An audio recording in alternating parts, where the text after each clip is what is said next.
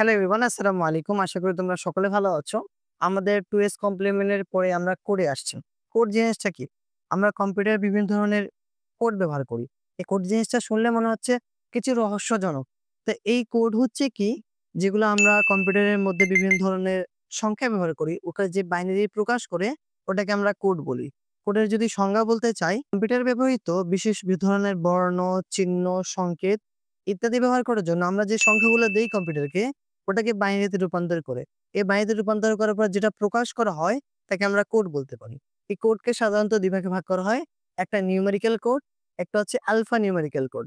Numerical code মানে কি? আমি যদি নিউমেরিক্যাল কোড বলতে চাই তাহলে হচ্ছে বিভিন্ন ধরনের অঙ্ক শুধু ইউজ করবে এখানে। কোন সংখ্যা ইউজ করতে পারবে না। অঙ্কগুলা 0 থেকে 9 পর্যন্ত অঙ্কগুলার মধ্যে কোন সংকেত থাকবে না, কোন চিহ্ন থাকবে না। তো এই নিউমেরিক্যালকে সাধারণত ১, ২, ৩, ৪, ৫ আরো অনেকগুলো ভাগ আছে। আমাদের সিলেবাসের মধ্যে শুধুমাত্র এই ৩ টা আছে। কয়টা আছে? ৩ টা। BCD code, octal code, hexadecimal code, gray code এবং এক্সেস 3 কোড। BCD কোড মানে কি? Binary coded decimal. কি? Binary coded decimal. এর বিট সংখ্যা হচ্ছে অনলি ৪ টা। কয় বিট থাকে? শুধুমাত্র ৪ বিট ব্যবহার করা হয়। অক্টাল আমরা পড়লাম, হেক্সা আমরা পড়লাম। অক্টাল হচ্ছে শুধুমাত্র কি ৮ বিট থাকে অক্টালের মধ্যে, আর হেক্সার মধ্যে কত? ১৬ বিট থেকে। আউট অফ সিলেবাস ধরে নাও তোমাকে বলবে এ হচ্ছে কত? ৮ বিটের মধ্যে কাজ করবে। এ ২ টা। ঠিক আছে? তাহলে কি বললাম? BCD হচ্ছে বাইনারি কোডেড ডেসিমেল।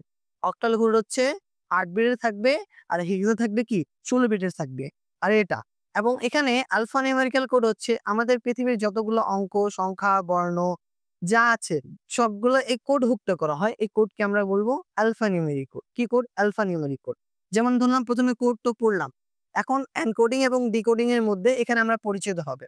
এনকোডিং জিনিসটা কি? আমি যে ভাষা বলছি, বাংলা ভাষা বলছি, ইংলিশে বলছি বা বিভিন্ন ধরনের সংকেত ইউজ করছি। এই সংখ্যাগুলোকে যখন কম্পিউটারে বাইনারিতে প্রকাশ করবে তখন তাকে বলবো এনকোডিং। কি কোডিং? এনকোডিং। তার মানে ধরলাম আমি আছি, আমি আমার ভাষায় কিসে নিয়ে যাবে? বাইনারিতে নিয়ে যাবে। কিসে নিয়ে যাবে? বাইনারিতে নিয়ে যাবে। একে আমরা বলবো কি? এনকোডিং। এবং যখন বাইনারিকে আবার আমার ভাষায় রূপান্তর করবে তখন তাকে বলবো আমরা ডিকোডিং। তার মানে কি? আমি যখন মোবাইলের কিপ্যাডের মধ্যে বা কম্পিউটার বা ল্যাপটপের কিবোর্ডের মধ্যে যখন চাপি A, তখন মনিটরের মধ্যে আমাকে A দেখায় না? তার মানে কি? যখন আমি চাপলাম A, ওকে ওই বাইনারিতে রূপান্তর করলো। রূপান্তর করে আবার আমাকে মনিটর দেখায় দিল কি? A। তাহলে আমি আমার ভাষাকে বাইনারি ভাষায় রূপান্তর করার পদ্ধতিকে আমি এনকোডিং বলবো। আর বাইনারিকে আমার ভাষায় আবার রূপান্তর করার পদ্ধতিকে আমি কি বলবো? ডিকোডিং বলবো। ঠিক আছে? এখন চলে আসি আমরা আলফা নিউমেরিক কোড। পৃথিবীর যতগুলা ভাষা আছে, যতগুলা কোড আছে, যতগুলা সংখ্যা আছে, সব আলফা নিউমেরিকের মধ্যে অন্তর্ভুক্ত। তো আলফা নিউমেরিককে ১, ২, ৩ ভাগে ভাগ করা হয়। একটা হচ্ছে ASCII, একটা হচ্ছে ABCDI, একটা ইউনিকোড। ASCII মানে হচ্ছে আমেরিকান ইন্টারন্যাশনাল কোড ইন্টারচার্জ ইনফরমেশন অথবা ইনফরমেশন ইন্টারচার্জ হতে পারে। আর এটা হচ্ছে ৭ বিটের। কয় বিট? ৭ বিট। ওকে? ৭ বিট থাকবে, ৮ বিটও থাকে। ৭ বিট মাঝে মধ্যে ৮ বিটও দেয়। ঠিক আছে? ৭ এবং ৮ বিটের মধ্যে থাকে। EBCDI হচ্ছে extended binary coded decimal information code বলতে পারি। আর ইউনিকোড হচ্ছে পৃথিবীর যতগুলো ভাষা আছে যেখানে অন্তর্ভুক্ত করা হয় তাকে আমরা কি বলবো? ইউনিকোড।